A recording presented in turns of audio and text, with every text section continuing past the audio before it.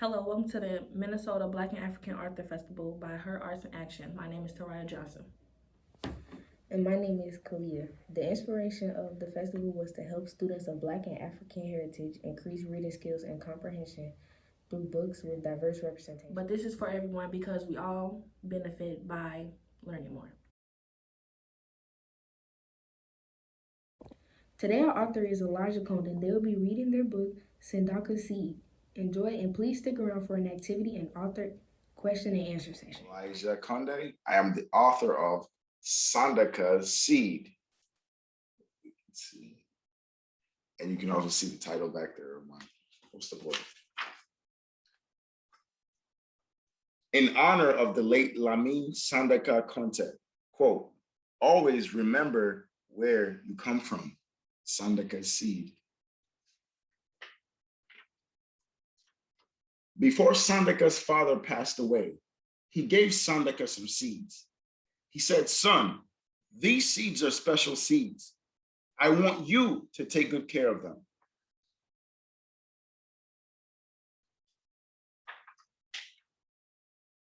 Do not rush to sow them. When the season is right for you to sow them, you will know. For now, I want you to keep them somewhere safe in your heart, where only you know that they are there. Now, these seeds are yours, but not for your benefit alone.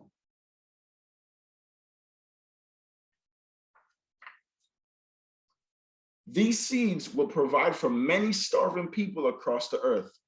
If these seeds get into the wrong hands, they will lose their purpose. When the season is right, plant them, and everything will work itself out. You are going to be a great farmer, son.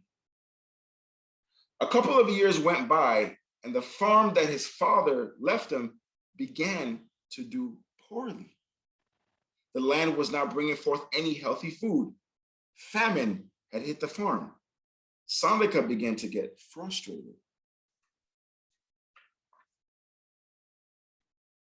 He could not understand what was going on. Just a couple of years ago, his father's land was producing a great amount of food. Why did that change when he took over the farm?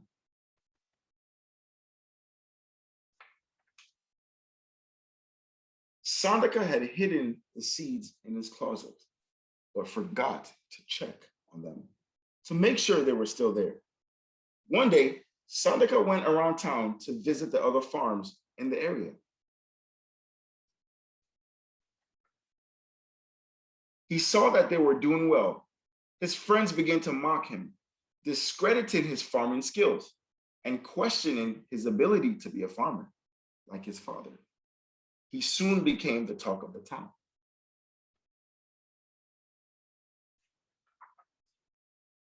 Out of frustration, Sandaka took some of the seeds that his father had given him and planted in the dry, barren soil. He watered it and watered it for weeks, but nothing happened.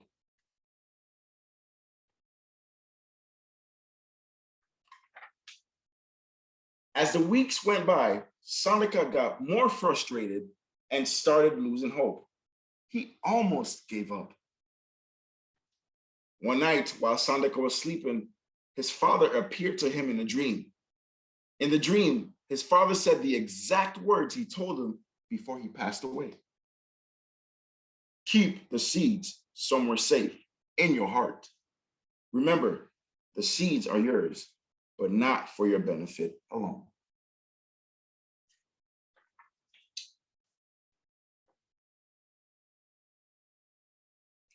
The next morning, Sandaka woke up with a renewed spirit. His dream left him full of joy, hope, and happiness. This time, he was going to do everything right. He began by studying certain farming techniques. He invested his time and effort into becoming the best farmer he could be. He kept his father's words in his heart. After months of challenging work and studying, Sandaka started to notice a change within himself. He knew the season was right to sow the remaining seeds. Sandaka went to work and applied what he had learned while studying and mastering his craft. Sandaka was filled with anticipation. He watered the seeds every day for weeks, but again, nothing happened. However, this time it was different. He did not get frustrated. He knew deep down he did everything he was supposed to do. Now he left everything to nature. He was satisfied with his effort, even though none of the seeds were sprouting.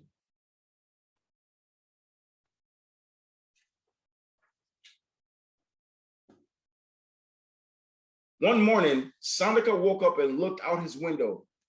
His land was now filled with corn, tomatoes, onions, potatoes, and much more.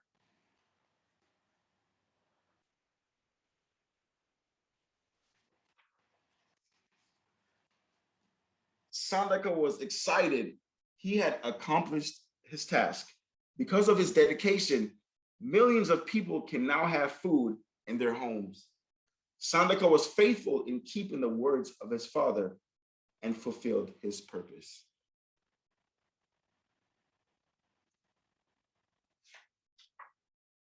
The end. Even though you're at home, give a clap to Elijah Kondeh for the work they put into Sandakas Seed.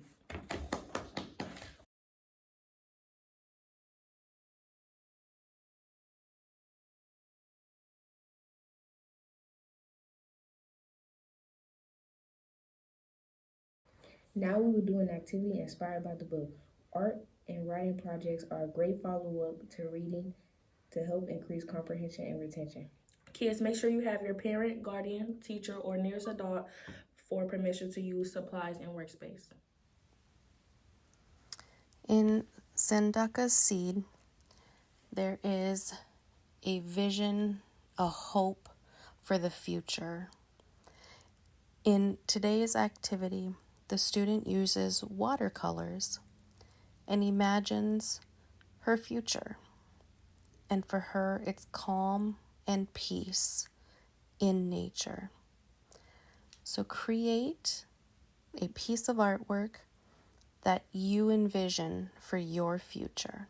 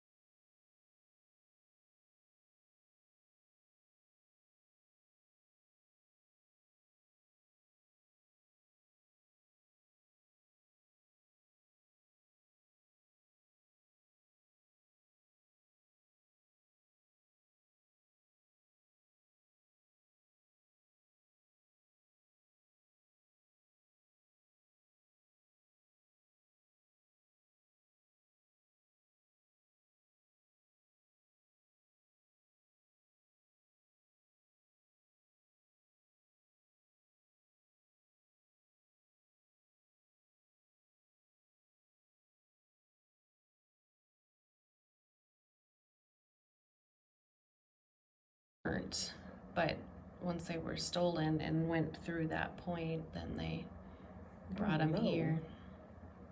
So what is you doing? That's a tree. Yeah. I feel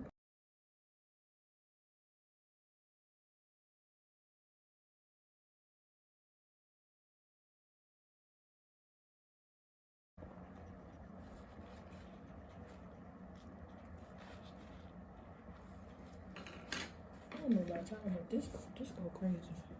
Period. Here go my stick person.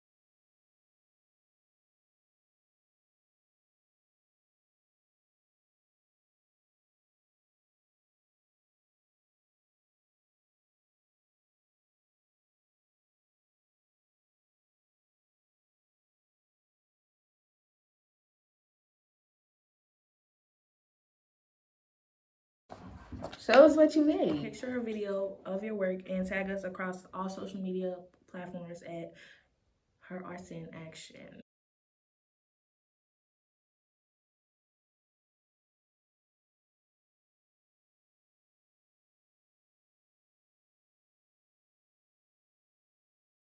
After reading the book, I bet you have some questions. Let's see what author Elijah Kondeh has to say when they chat with herARTS in Action founder Sarah Drake. And also, you can post questions for the author. Thank you for joining us for this hour. We have author Elijah Kondeh.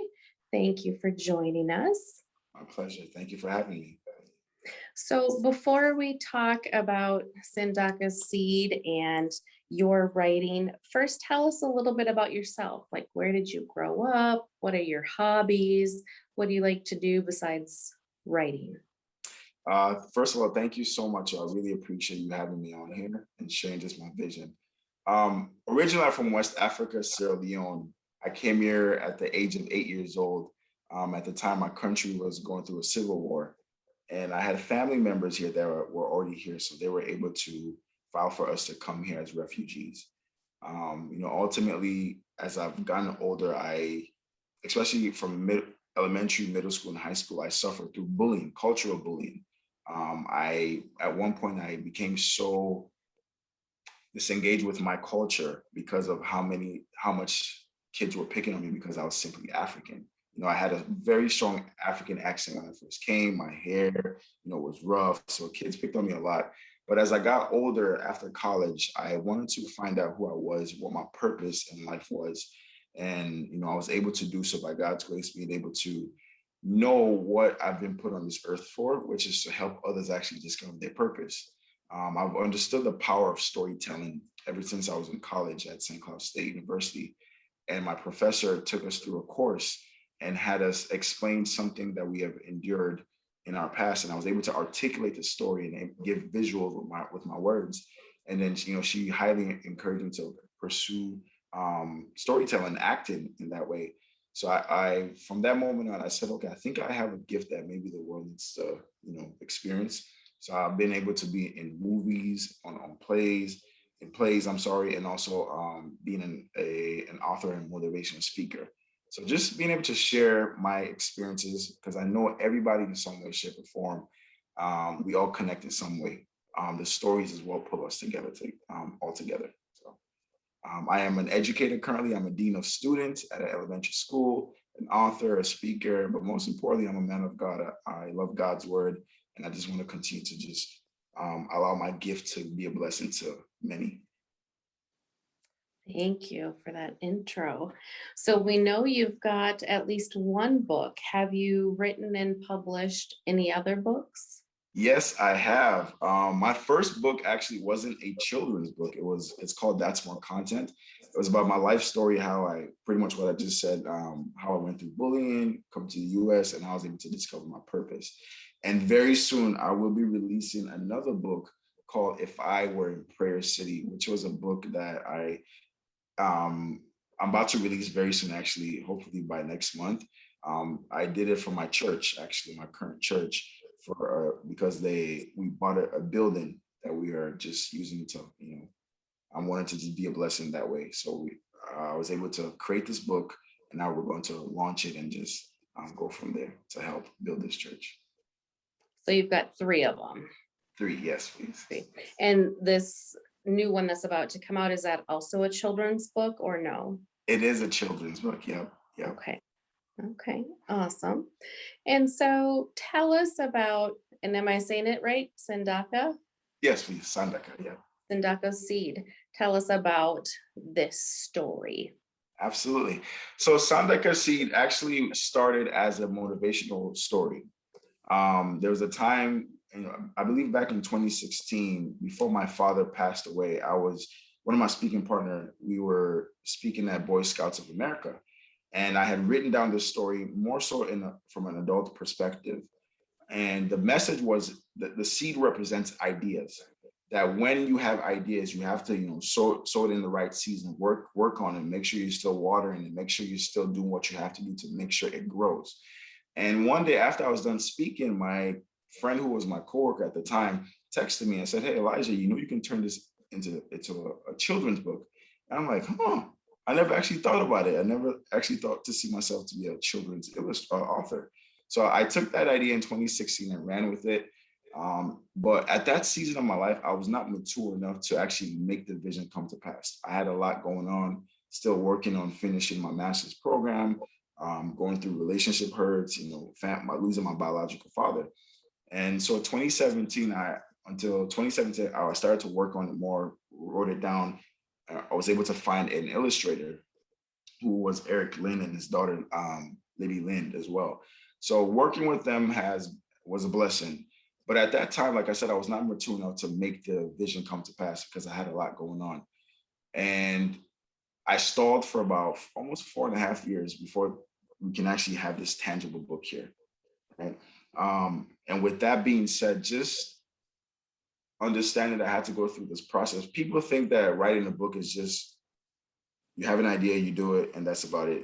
It actually grows, it actually matures you.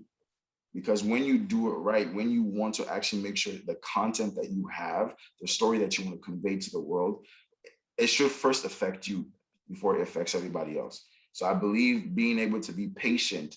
We hear Sandaka was frustrated because he was not seeing the fruits of his labor. I went through the same thing, but ultimately I wanted to honor my biological father who passed away, his actual name, his traditional name was Sandaka. So hence why I named it after him, just to honor him that way. So that's how we have Sandakas Seed. Wonderful.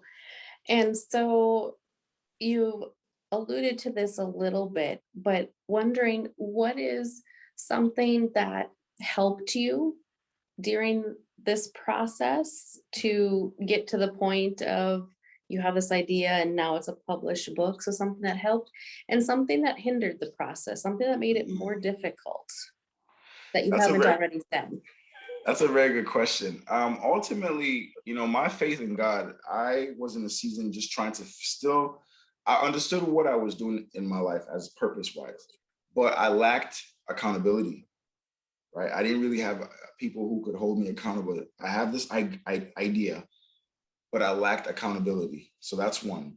My faith in God really kept me going, even though at times that I would stumble and push the project aside. But I always had this reminder, this burning sensation in my spirit, like, Elijah, this story needs to be out there because it could potentially help a child. It could potentially help an adult.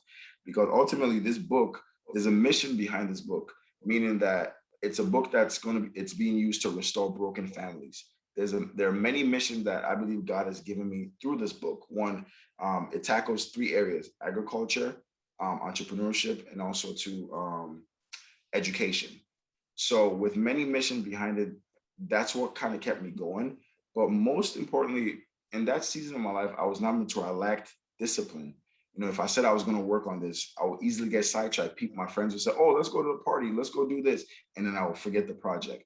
So not having accountability and lacking discipline really hindered me from actually making this project tangible a lot sooner. Rather, it took me 4.5 years.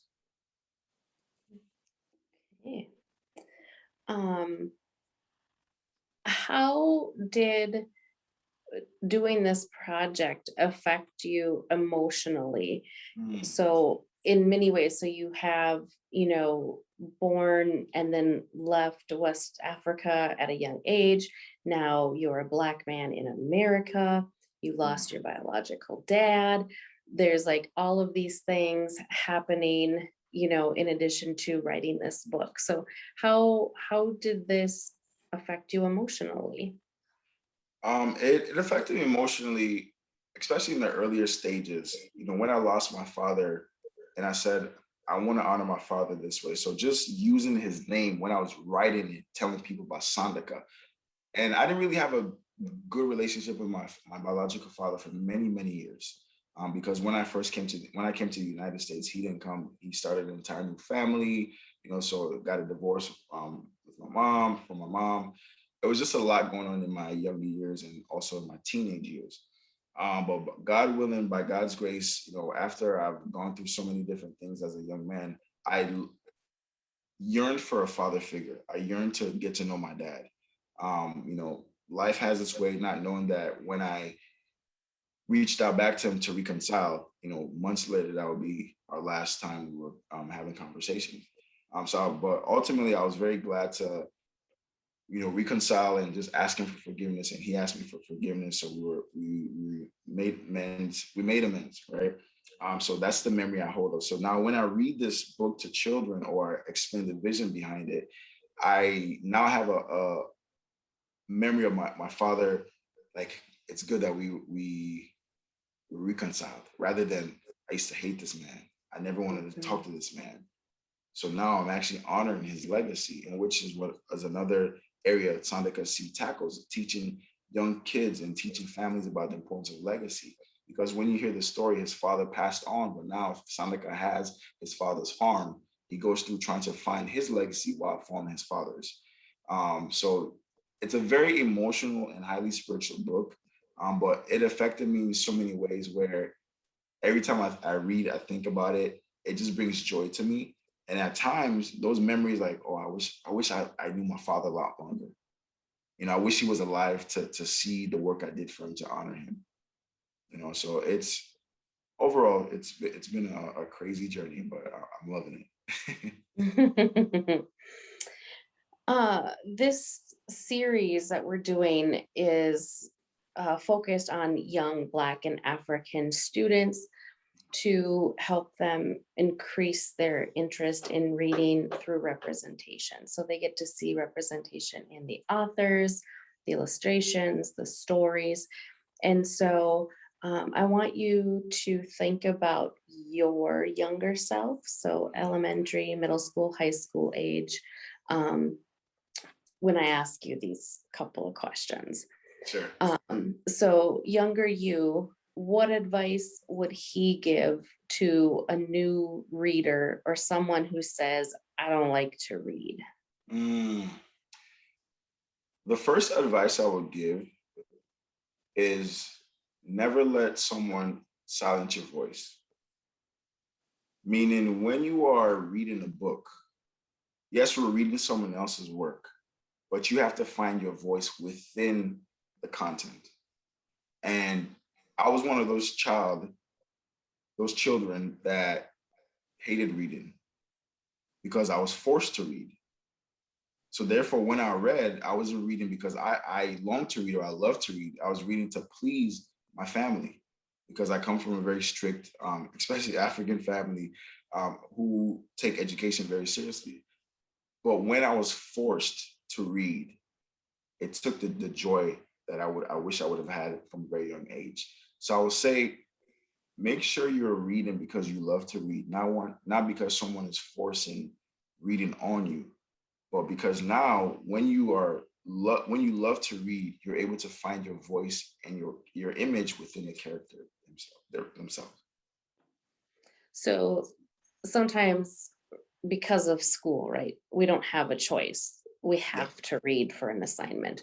So in that sense, like, you have to. So what I'm interpreting from what you said is find the things that you want to read. Yes. Right. Yeah. If you could tell your younger self anything about reading, what would it be? So based on what you know now, what would you tell younger you? I would tell my younger self that reading strengthens your perspective to life. As you get older, it helps develop the way you see the world. Because I lacked the love for reading, my perspective was very slim.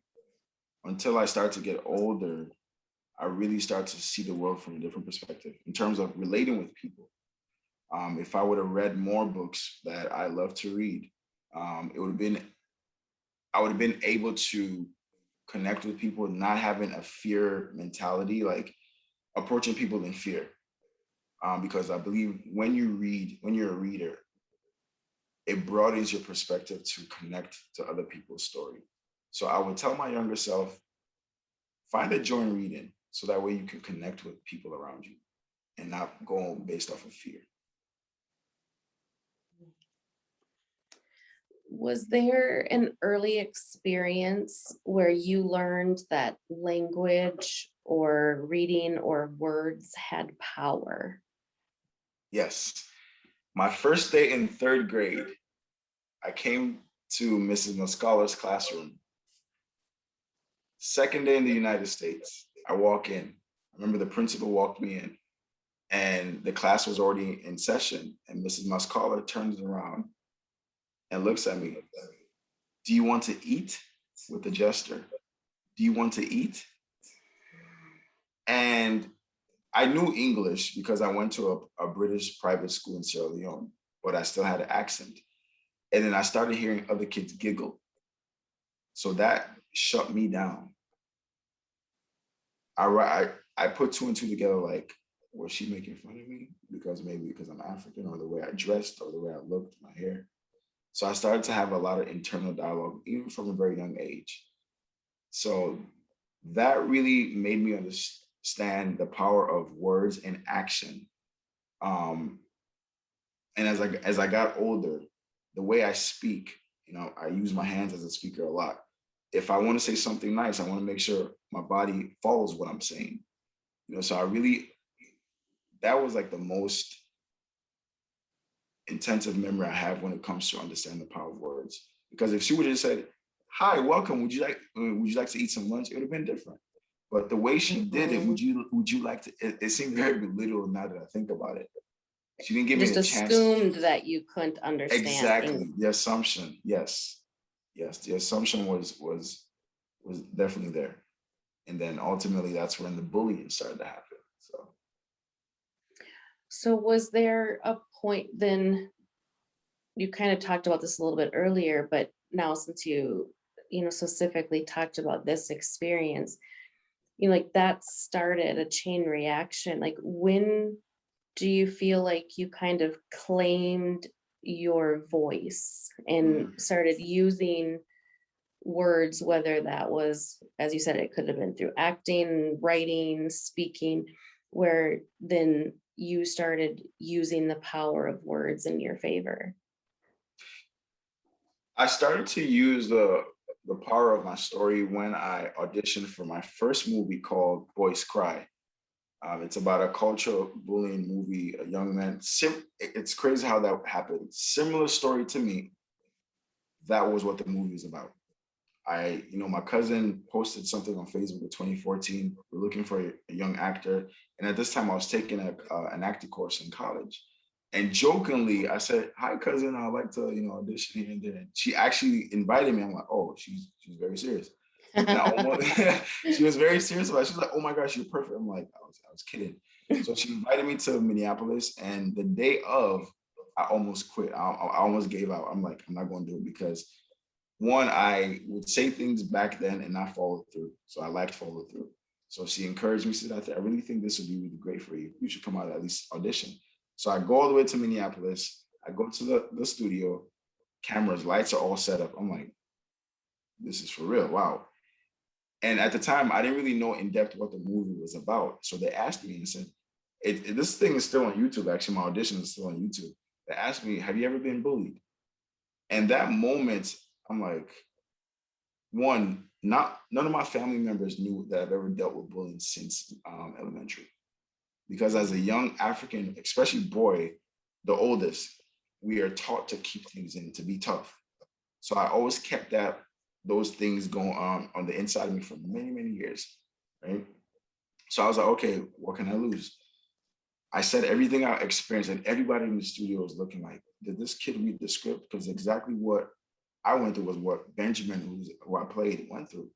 And it just became like a perfect blend. And it made it so easy for me to actually act out scenes because I actually lived what Benjamin was going through. And from that moment on, I said, okay, I have a voice here. So when we will go premiere movies in different states and people ask me about, the process of acting and what I went through, I became more comfortable in terms of speaking about my experience. And what I found out later, Sarah, was that even adults would share doing these premieres about their bullying issues. I'm like, okay, I think we have something here that have been swept underneath the rug. Not just young kids are going through bullying, even adults, immigrant adults in the workplaces, they're being bullied. So I started to realize, like, I think I have something here that I need to share out to the world. And I became more confident in sharing my story. So 5 years, 6 years later, here I am, still doing the same thing. So not necessarily related to your book or reading per se, but just curious if you're willing to share. You mentioned the expectation of the African boy to hold this stuff in, and we have African Black boys and girls watching. Do you have any advice for them, or like, would you do it differently now? And if so, how? Or any guidance for them who may be going through the exact same thing right now with bullying or some of the other things that you talked about? Absolutely. I think the first part I would like to touch base on is focus on the parents, because the African parents, especially if it's like not the first generation, or when our parents came here, quite honestly, they didn't know the system that the United States function in, right? So they themselves, they're learning. When it comes to education, they always they would tell us, especially my family, make sure you beat the white kids, make sure you beat the American kids in class, not physically, but more so academically. So we had this pre-notion when we come to class, when we come to school, we're not playing around, we're not joking around, we're here to learn, we're here to get good grades, we're here to beat everybody academically. So when we've been given that mission per se, like we take it so serious. So when kids are picking on you, when kids are doing things to distract you, you're like, if I take my eyes off the prize, I'm sorry, like I'm gonna get a whooping at home. If I get an A minus, I'm gonna get yelled at. I'm gonna, get, talked to at home. So it was a very stressful time for, especially as an elementary student, very stressful. So the first thing I want to encourage African parents is for you to be open, hear your child out, because things like bullying does happen day in and day out, whether verbally. Now we have the internet, now it's virtual, social media, which now is leading young kids to take their own lives. So African parents, please take this matter very seriously. Take it very, if your child comes home, mom, dad, someone said this to me, or someone is keep punching me, don't say swallow it up. Don't just say tell your teacher. Actually, you also have a job to do at home. Have a conversation. What happened? How's your day going? A lot of times African parents don't take the time to actually see emotionally where their kids are, because one, like I said, we can't fully blame them because they're also learning the system, because they're working 2 jobs, 3 jobs to make sure everything's working. They have family back home that they're taking care of. But really take the time to really invest in understanding what your child is going through day in and day out. Now, if you're a scholar who's in this position that you're being bullied, every single day, things are happening online, people are saying mean stuff about you. I want you to know, first thing, you are not alone. I always thought I was the only person going through this in my school, not realizing that my cousins were going through the same thing in their school. So one, you're not alone, meaning there are other people out there experiencing the same thing you're going through. Second thing is, always tell the adults in your school. Always tell the adults in your school right away.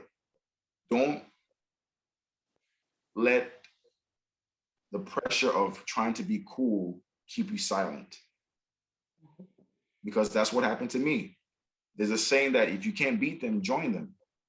And I ended up joining the wrong groups of people, groups of friends. And I was doing bad things, stealing, being in gangs. My grades were dropping. I was getting suspended. I was getting into fights. So make sure you tell the adults in your life right away. And don't ever be ashamed that you're going through this. It's not your fault.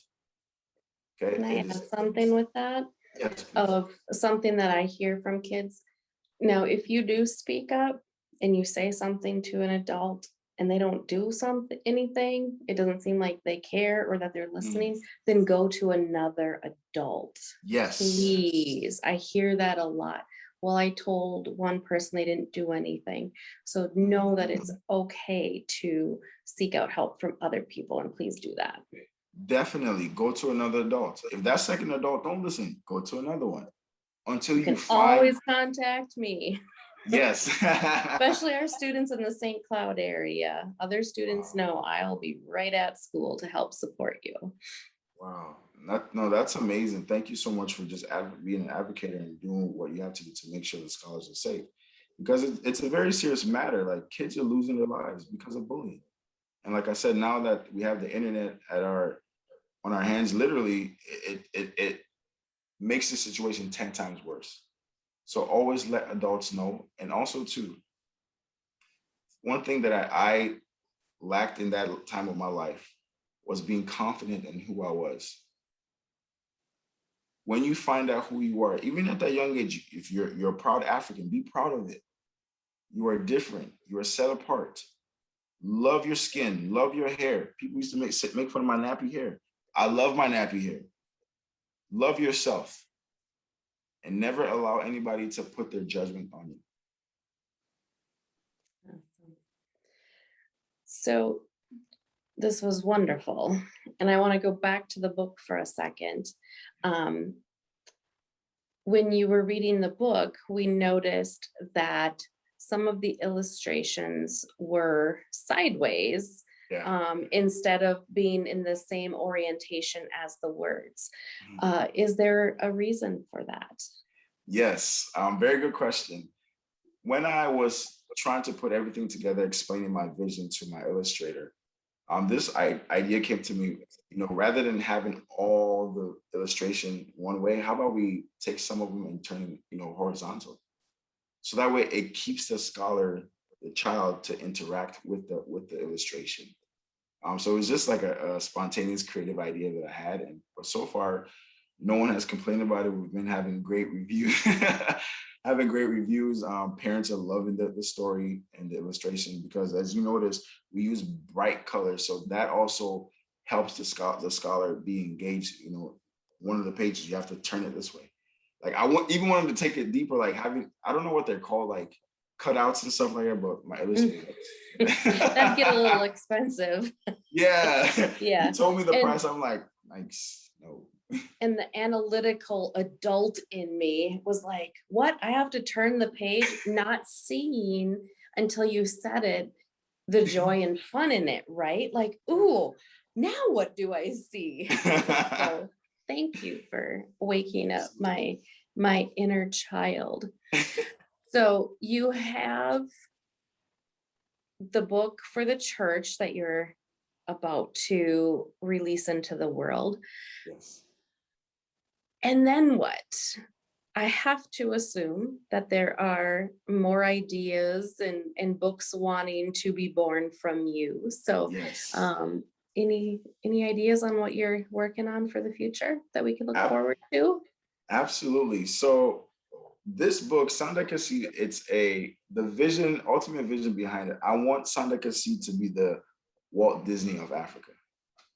So it's not just a book. There's a heavy mission behind this book. One, we've partnered with One Tree Planted, which is a nonprofit organization that plants trees all around the world. So one of the missions is to also help the reforestation in certain countries around the world that need reforestation. So by God's grace, we've been able to donate from our profit, to South Africa, Ghana, Kenya, Guatemala, Mexico. So every month, my company, Sandakas Seed LLC, they went on our profit. It's called $1 for Tree. Every dollar that we put in, trees gets planted around the world. So another aspect of it, later on in life, 5-10 years from now, I want to have a movie about Sandakas Seed. I want it to be a household name, especially for an African approach, right? That's why I did the village, the African, the name. So having merchandise, like my first merchandise was Sandakas Seed journal. So I have a journal for kids. They can write their ideas, their vision, inside the journal, their thoughts, just anything that pertains to what they may like. If they like to do YouTube videos, they can write their creative YouTube ideas in here. So I have this as well.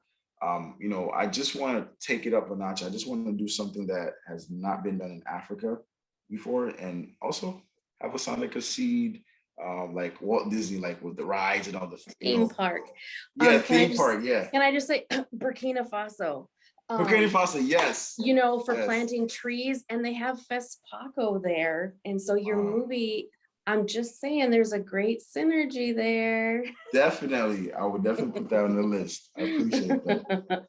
Well, is there Definitely. anything that we haven't covered yet that you would like to share with the students? And by the way, you saying scholar, I love that instead of student or kids or youth or whatever. Like, I love that. So that Thank must you. be from is that the institution that you work at that they use that Yes. term?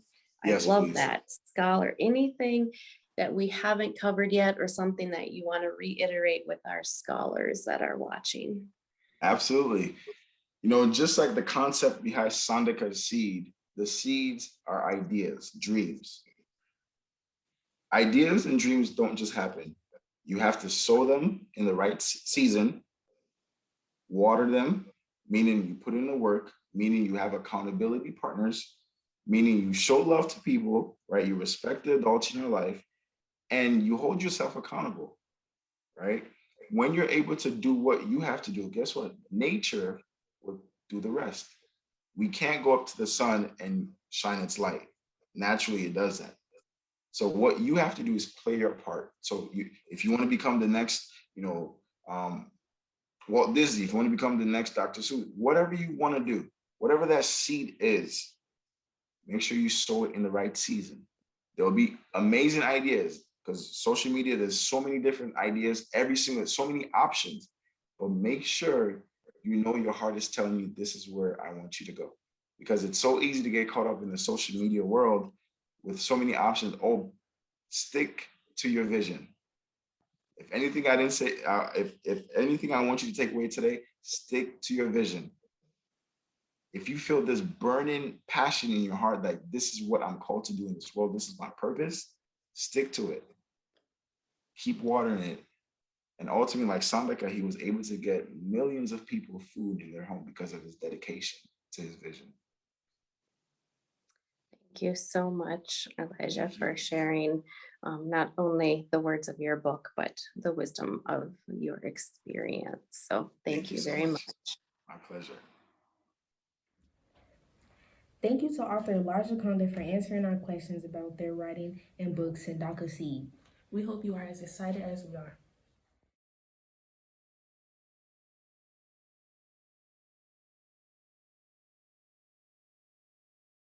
This is an activity made possible by the voters of Minnesota through a grant from the Central Minnesota Arts Board. Thanks to the legislative appropriation from the Arts and Culture Heritage Fund. Thank you. The Minnesota Black and African Author Festival is also possible because of herARTS in Action and the generous sponsors.